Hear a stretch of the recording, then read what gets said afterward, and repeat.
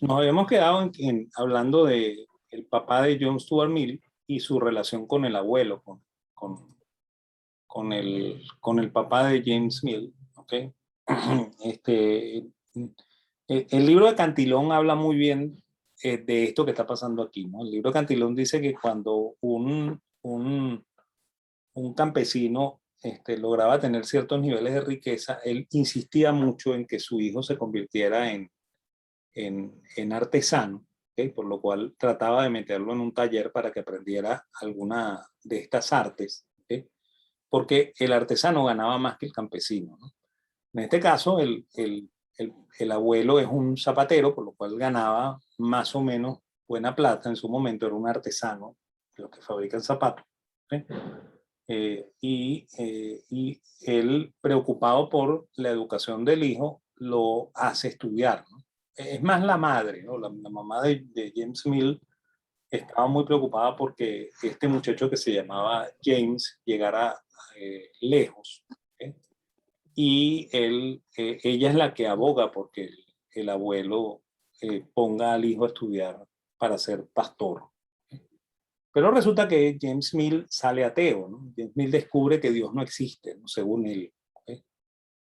Yo ahí tengo un problema serio, ¿no? Porque yo sigo siendo creyente y a mí me cuesta mucho eso de que alguien descubra que Dios no existe. Igual que lo de que descubra que existe, ¿no? ¿Okay? Yo soy lo suficientemente amplio como para entender también que es posible que eso sea verdad, ¿no? Lo que pasa es que es muy difícil admitirlo, ¿no? ¿Okay? Esto es una cosa más de fe que de razón, ¿no? Y uno dice, bueno, Dios existe y Dios no existe, ¿no? Pero eso de demostrar que Dios no existe es tan difícil como demostrar que Dios existe, ¿no? Entonces es complicado, pues. Es una cuestión de fe, ¿sí? Entonces, bueno, James Mill al parecer descubre que Dios no existe, se lo transmite al abuelo y al padre de él, pues el abuelo de John Stuart, y él queda perplejo, ¿no? Porque él ha gastado una buena fortuna tratando de llevar a este muchacho a convertirse en pastor y el muchacho reconoce que Dios no existe. Pero bueno, James Mill tenía una cultura inmensa, sabía hablar latín, griego, ¿ok? Y era especialista en los autores clásicos, ¿no? Y de hecho él, eso por ahí es por donde comienza la educación de John Stuart, ¿ok? John Stuart es el hijo del matrimonio de James Mill, ¿okay? Por lo cual James Mill inicialmente mejora un poco su condición, ¿okay? Él, cuando se ve obligado a trabajar para vivir, eh, la vida no es tan fácil como cuando el papá lo mantenía, ¿no? Entonces, de repente él consigue trabajo como escritor en un periódico, eso mejora la condición de él y él se casa, ¿no? Pero al poco rato quiebra el periódico en el que está trabajando y a él no le queda más remedio que ponerse a trabajar con, eh, con Bentham, y Bentham le alquila uno de sus casas para que él viva, ¿no? Una de sus granjas para que él viva, y ahí comienza la vida del matrimonio, ¿no? Y tienen a John Stuart. John Stuart nace con labio leporino, ¿okay? Lo cual también indica que es una familia pobre, ¿okay? Explico un poco esto, ¿no? El labio leporino, ¿okay?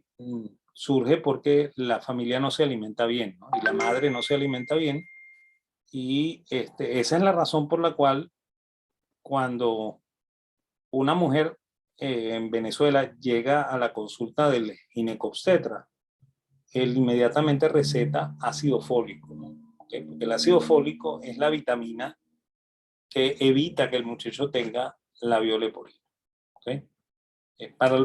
Técnicamente para eso es para lo único que sirve, ¿no? O sea, creo que es la vitamina B4, creo que es el ácido fólico, ¿okay? Que se usa en el embarazo para evitar el labio leporino. ¿Okay? Aquí en Venezuela la gente cree que eso es absolutamente imprescindible para la vida, ¿eh? Y consumen ácido fólico hasta cuando son viejos, ¿okay? Cuando el ácido fólico es solamente necesario en la época de la gestación, ¿okay? O sea que no es como lo creemos los venezolanos. Y el ácido fólico se, se produce en los vegetales de color verde, ¿no? Cuando uno come,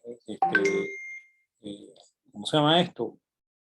Lechugas, espinacas y cosas de esas, es cuando uno come ácido fólico. ¿Ok? Y en Venezuela la gente no le gusta comer vegetales, ¿ok? Independientemente de la clase social. Entonces, esa es la razón por la cual el ginecobstetra siempre manda ácido fólico, independientemente de que la madre viva en el country club o que viva en algún barrio de las barriadas de Caracas, ¿no? Porque él da por hecho que esta persona no come vegetales, ¿okay? Por tanto no tiene el suministro de ácido fólico necesario para que el muchacho no nazca con labio leporino. ¿Okay? Y eso es indicativo de que la familia Mil pasaba mucha necesidad porque los vegetales generalmente son caros, ¿no? ¿Okay? Y en cualquier momento y en cualquier sociedad. Entonces no comían lo suficiente y por eso es que el muchacho nace así, ¿no? Sin embargo, el papá se preocupa mucho por educar muy bien a Jon Stewart. El papá también, al parecer, le tiene miedo a la escuela, ¿okay?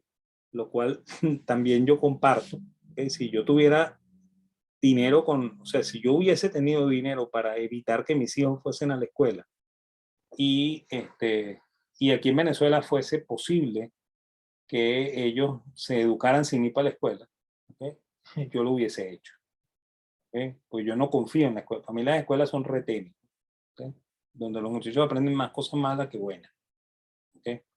Entonces, bueno, en eso creo que Mill tenía algo de razón, ¿no? Entonces él educó muy bien a John Stuart Mill. ¿Okay?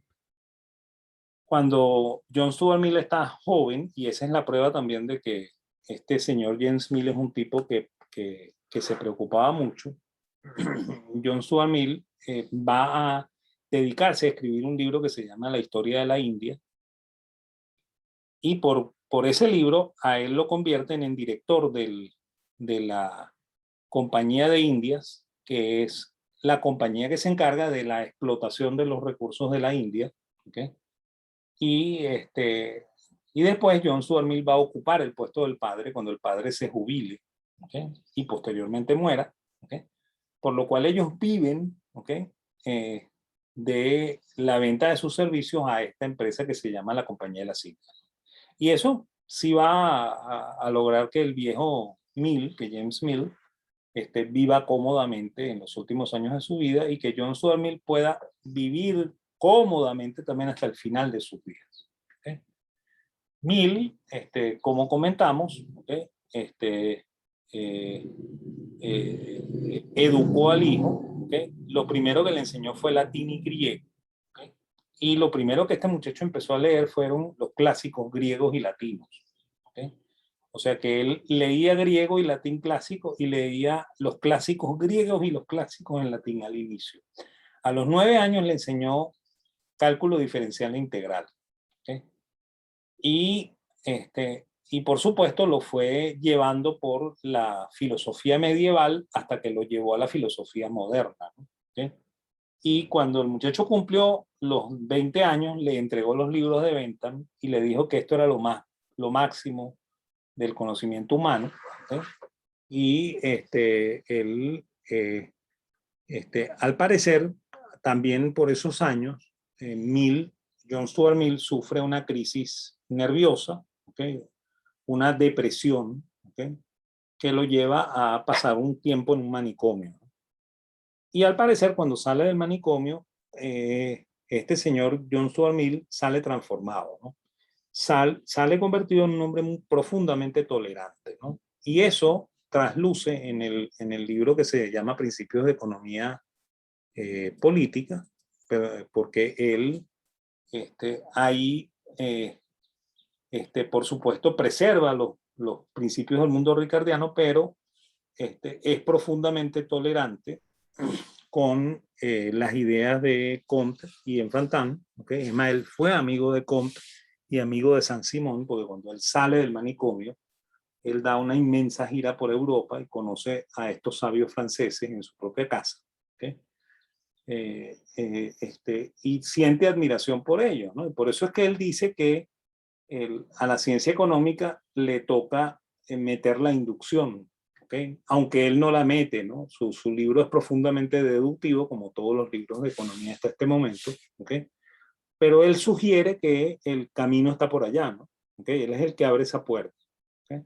Y posterior a él va a entrar el inductivismo a la ciencia económica y, y entra la estadística, ¿no? ¿Okay?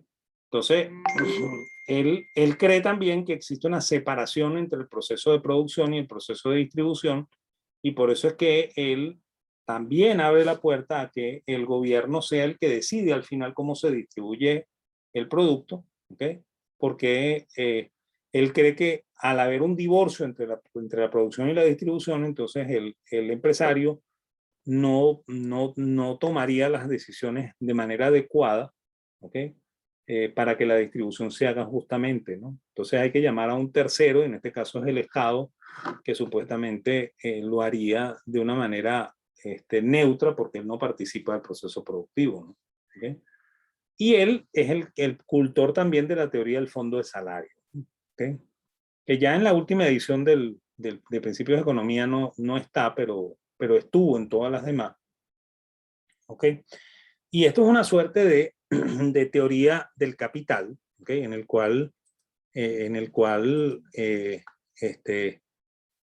Mill cree, ¿okay? Que para producir un empresario debe apartar un fondo de salarios, ¿okay? Que es como el capital inicial del negocio, ¿no? Y con eso va a financiar el proceso productivo, pagando salarios y los factores hasta terminar la etapa de producción, ¿okay? Y cuando se termina la etapa de producción, él vende. ¿Okay? O sea que él cree que todos los procesos son cerrados, ¿okay? Que se empieza a producir, al terminar de producir se empieza a vender, ¿okay? Y cuando vende los productos, él puede extraer de esa venta un nuevo fondo de salarios con el cual va a iniciar el siguiente proceso productivo, ¿okay? Y de esa manera él cree que el proceso productivo es un ciclo cerrado, ¿okay? Y que es un proceso separado del proceso de producción. ¿Okay?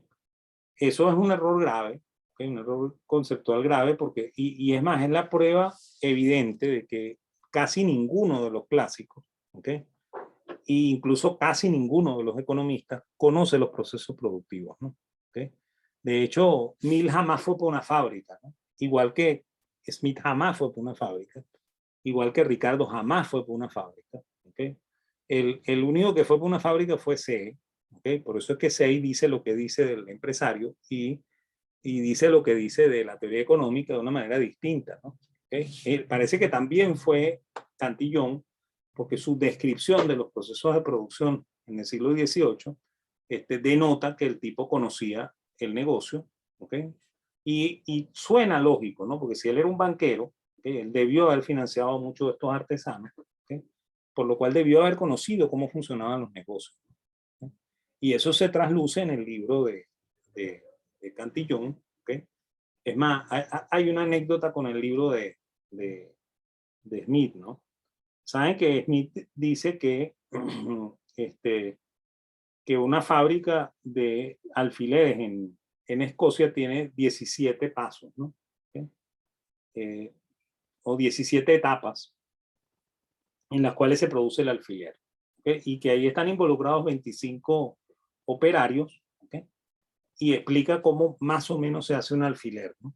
Eso lo explica él cuando explica la distribución del trabajo, ¿okay? La división del trabajo.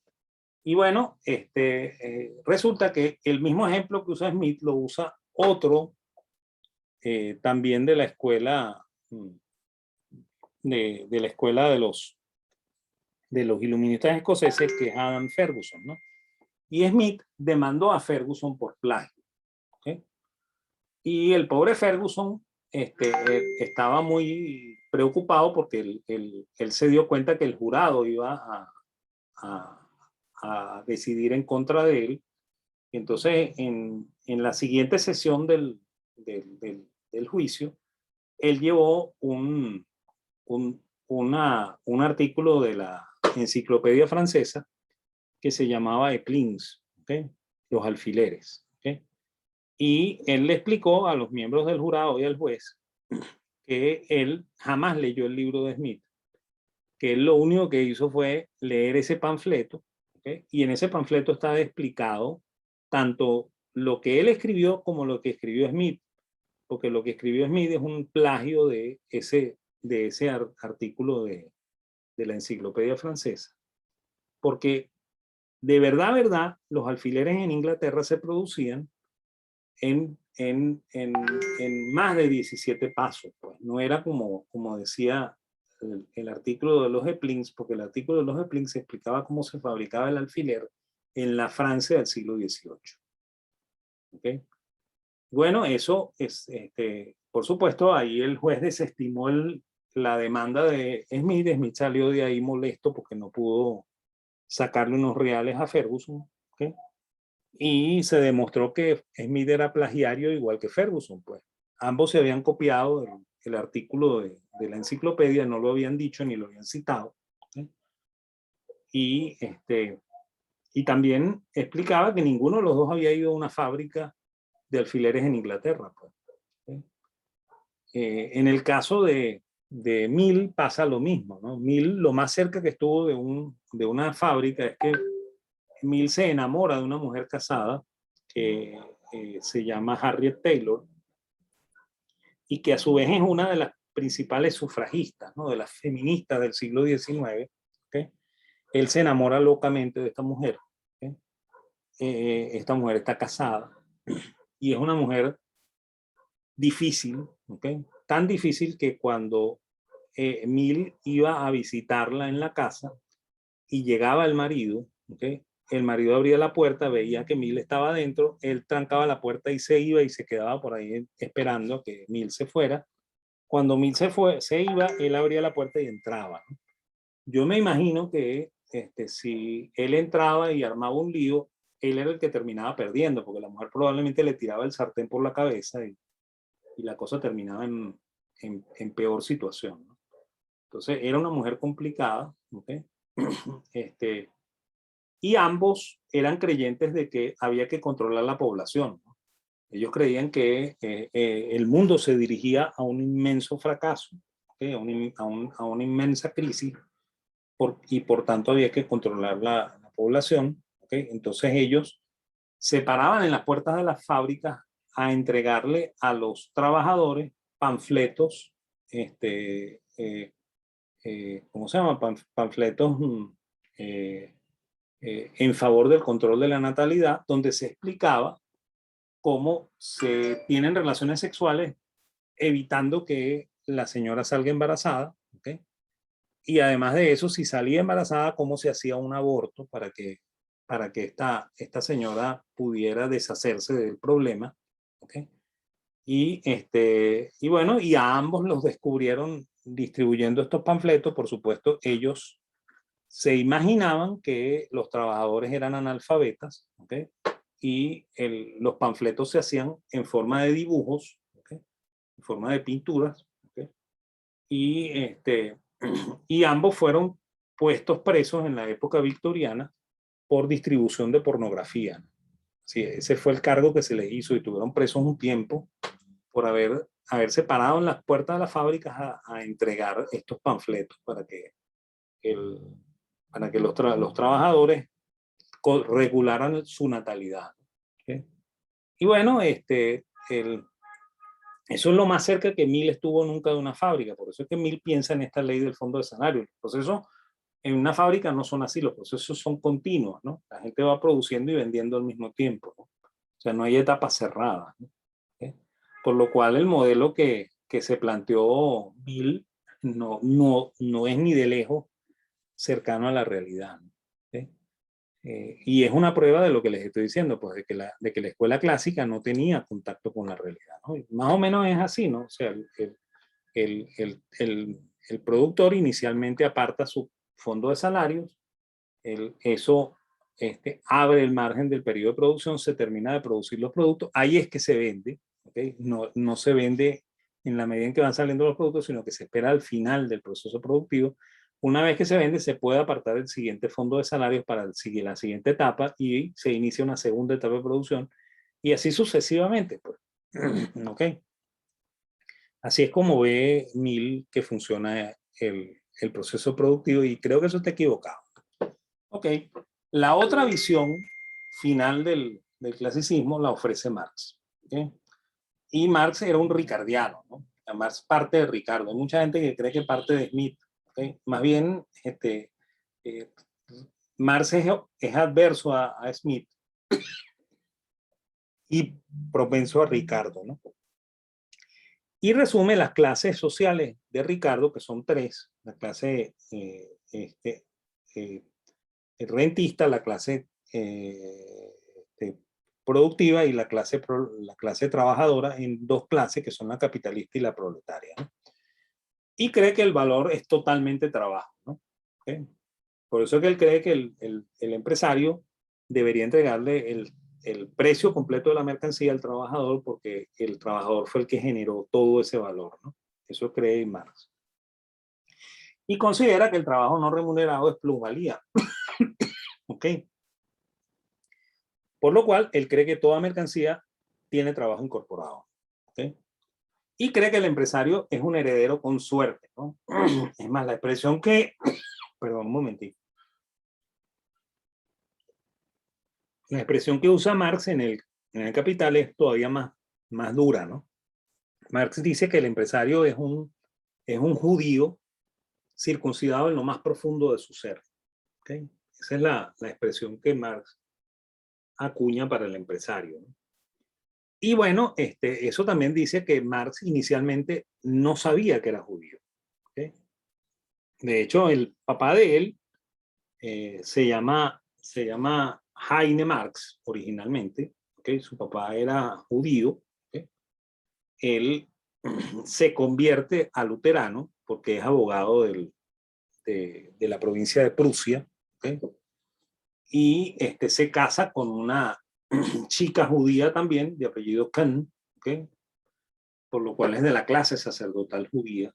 ¿Okay? La mamá también se convierte al judaísmo. ¿Okay? Ya ellos tienen dos hijas hembras y un hijo mayor, ¿okay? Que va a morir. ¿Okay? Y al poco de nacer Carl, ¿okay? La mamá se hace luterana y Marx jamás es circuncidado. ¿Okay? Y Marx nace alejado de la familia original. Después él se va a reencontrar con la familia de la madre. La familia de la madre son los dueños de la tabacalera Philip Morris. ¿Okay?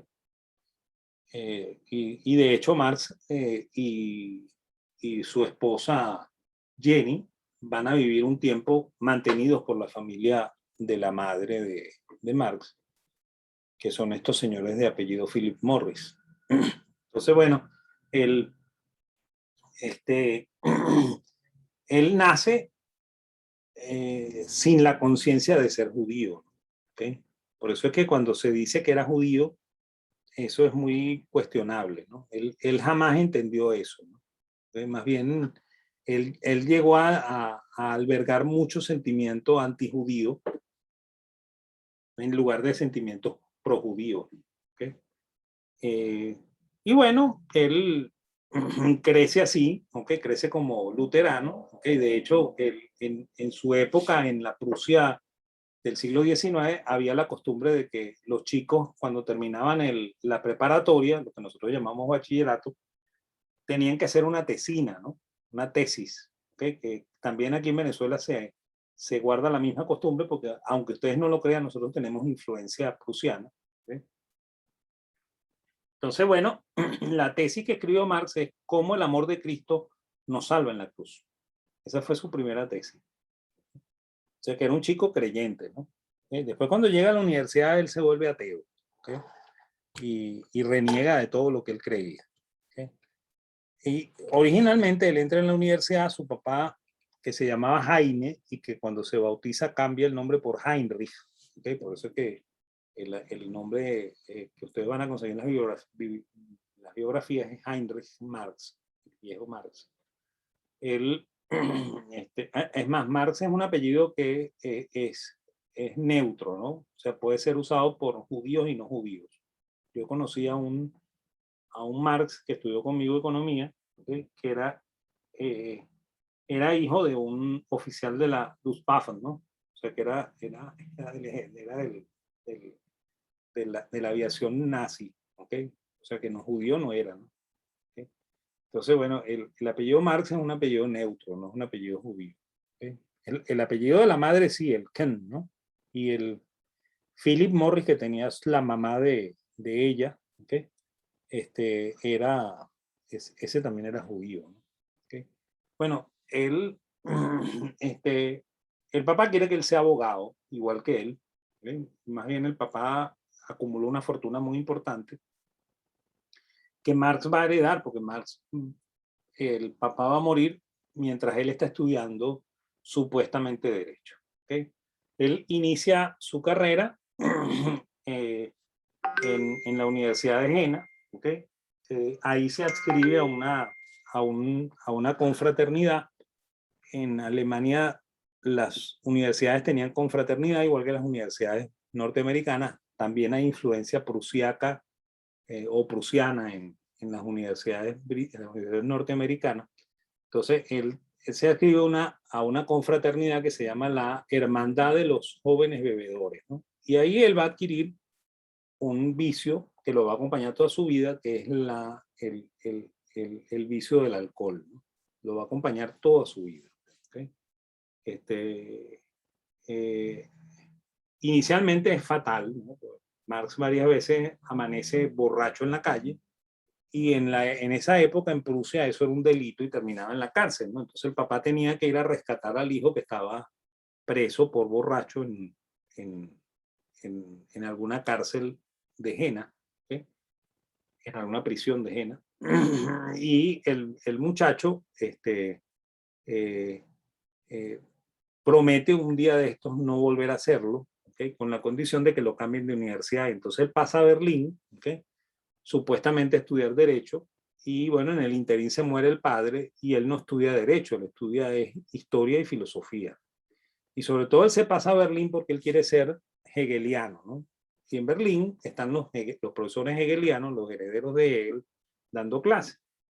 Y ahí él también conflictúa con las ideas hegelianas, ¿no? Es más, de hecho, él parte de las ideas de Hegel, pero él las transforma, ¿no? Es más, él dice que Hegel está equivocado porque él cree que el mundo es al revés, ¿no? Que no es como dice Hegel, ¿okay? Hegel creía que él había conseguido las leyes de la historia, que es también uno de los compromisos que tienen los positivistas, ¿no? Y que no lo consiguen, ¿no? Entonces, Hegel cree que la historia se mueve por el conflicto, por la guerra, ¿okay? Y bueno, y por cualquier conflicto humano, ¿okay? Y cree que ese proceso está determinado por las ideas, ¿no? Y la idea fundamental de un periodo se llama tesis, ¿ok? Y cada tesis le surge una antítesis, ¿ok? Y ahí va a haber el conflicto entre la tesis y la antítesis hasta que ambas se amalgaman en una síntesis, ¿okay? Que va a ser la tesis del siguiente periodo, ¿no? Y así es como se explica a Hegel el desarrollo de la historia, y él cree que la historia tiene como ley ese comportamiento. ¿Okay? Marx cree que eso está mal, ¿okay? Porque Marx cree que esto es un proceso ideal y él cree que el idealismo no camina, que el proceso es materialista. ¿Okay? Sin embargo, aunque lo diga, la filosofía de Marx es profundamente idealista, ¿no? Aunque lo diga. ¿Okay? Entonces, aunque diga que no. ¿Okay? Y bueno, eso está basado en tres leyes. ¿Okay? Estas tres leyes desencadenan, ¿okay? el, el, la dialéctica marxista, ¿okay? Que es, como les digo, la oposición al ¿cómo se llama? Al, al proceso hegeliano de tesis, antítesis y síntesis. ¿Okay? Según Marx, hay una lucha de clases, ¿okay? Desde inicios de la historia, ¿okay? Y qué es lo que explica el desempeño histórico. ¿Okay? Y él cree, y eso lo plantea él en el manifiesto comunista junto con Engels, y después lo vuelve a plantear en el, ¿cómo se llama? Eh, en, en los discursos sobre economía y en el Capital, ¿ok? Plantea su ley ¿cómo se llama? Su ley de la dialéctica materialista, que tiene tres leyes, ¿ok? Y esas tres leyes, ¿ok? Se explicarían así, ¿ok? La primera ley es que hay una tendencia a la acumulación y concentración del capital. La segunda ley, que hay una tendencia a la explotación de la clase obrera, que el empresario tiene la tendencia a explotar la clase obrera. Y la tercera ley, que es la ley del ciclo, que dice que el ciclo es característico de la sociedad capitalista. ¿Okay? Entonces, la primera, o sea, la manera de explicar esto es partir de la segunda, no de la primera. O sea, si el empresario de verdad explota al trabajador, es porque el empresario le arrebata esa plusvalía, ¿okay? Y trata de pagarle el salario de subsistencia, ¿no? O sea que ahí Marx es cultor de la ley del hierro de los salarios que planteó Ricardo. Y bueno, en el interín, la economía va a crecer, ¿okay? Cuando crece va a generar inflación, ¿okay? Y como nosotros le estamos pagando al trabajador el salario de subsistencia, ¿okay? Entonces indefectiblemente el trabajador no tiene dinero con el cual comprar los bienes, ¿okay?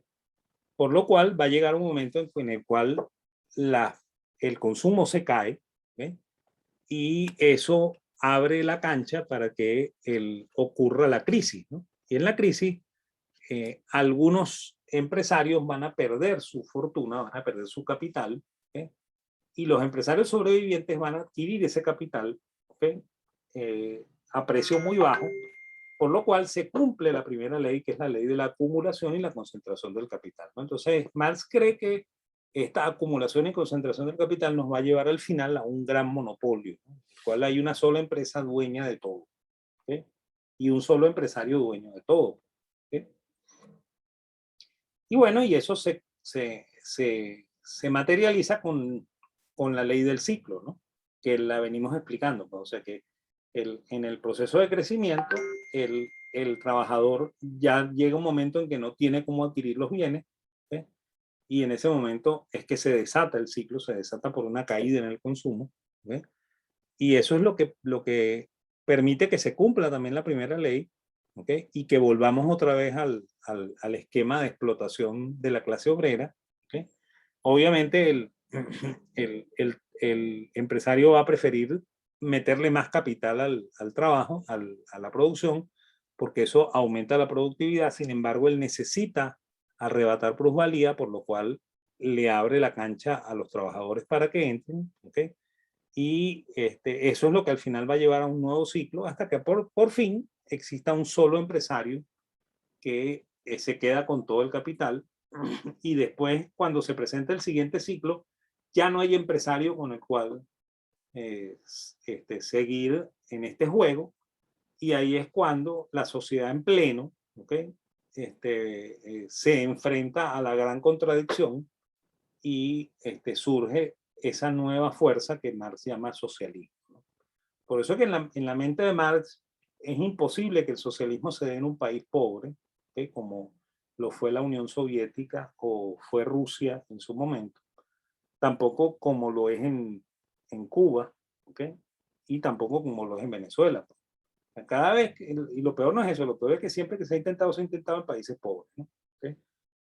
En la mente de Marx, el, el, eh, eh, el, cap- el socialismo, perdón, el socialismo solamente es posible cuando se alcanza la máxima contradicción del capitalismo, o sea, cuando el capitalismo llega hasta su última etapa de desarrollo, ¿okay? Por eso es que para Marx el socialismo solamente era posible en Inglaterra, ¿okay? Y tal vez de segundo en Alemania, ¿no? Porque Alemania venía a la saga en el siglo XIX de Inglaterra, ¿okay?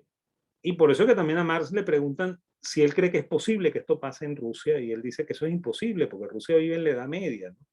Él dice que primero Rusia tiene que salir de esa Edad Media, llegar a la Edad Moderna y convertirse en capitalista y ahí empezar a vivir todo este proceso hasta que por fin ahí se siembra el terreno para que surja el socialismo, ¿no? De hecho, lo que se plantea en estos países que intentan armar una economía socialista no es lo que planteó originalmente Marx, sino lo que plantea Lenin, ¿no? Lo de la dictadura del proletariado para tratar de llegarle al socialismo, ¿no? ¿Okay?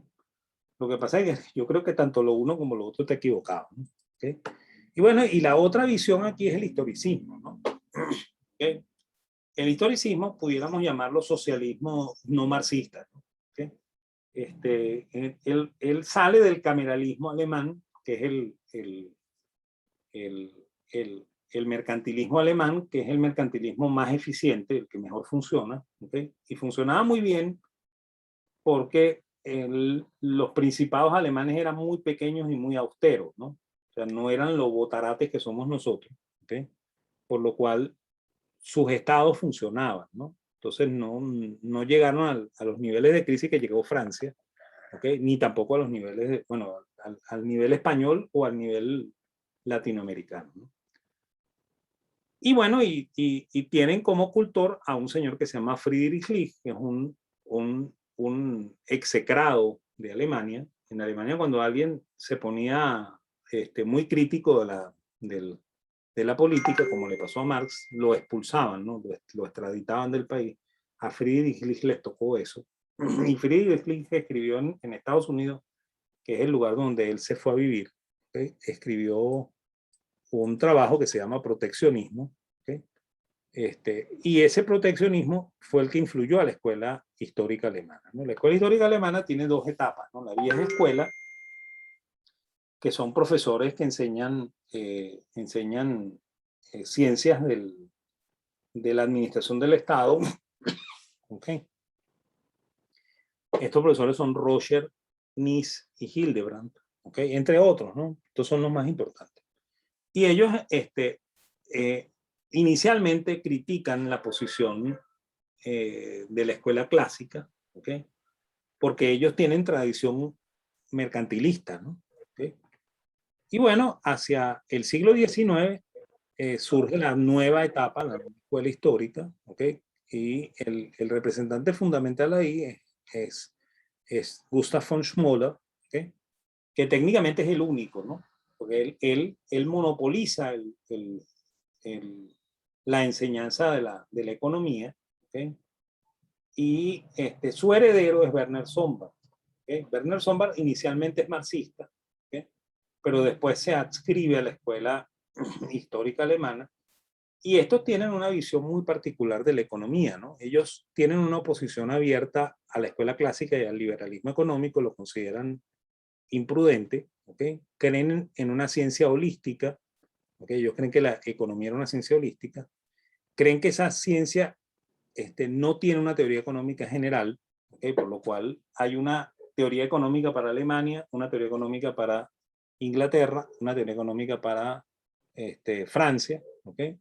Y que también hay una teoría económica para cada tiempo y lugar, ¿no? Hubo una teoría económica para el imperio romano, hubo una teoría económica para la Edad Media, hubo una teoría económica para la Edad Moderna, ¿okay? Por lo cual no hay una teoría económica general que pueda ser aplicada. Creen que el método inductivo es el método de la ciencia económica, por eso es que ellos son acumuladores de datos estadísticos, y leer un libro de un historicista es enfrentarse a tablas y tablas y tablas de economía, de estadística, ¿okay? Creen en un Estado fuerte, ¿okay? Que tiene sindicatos de trabajadores y de empresarios, creen en la organización cartelística de los sectores económicos,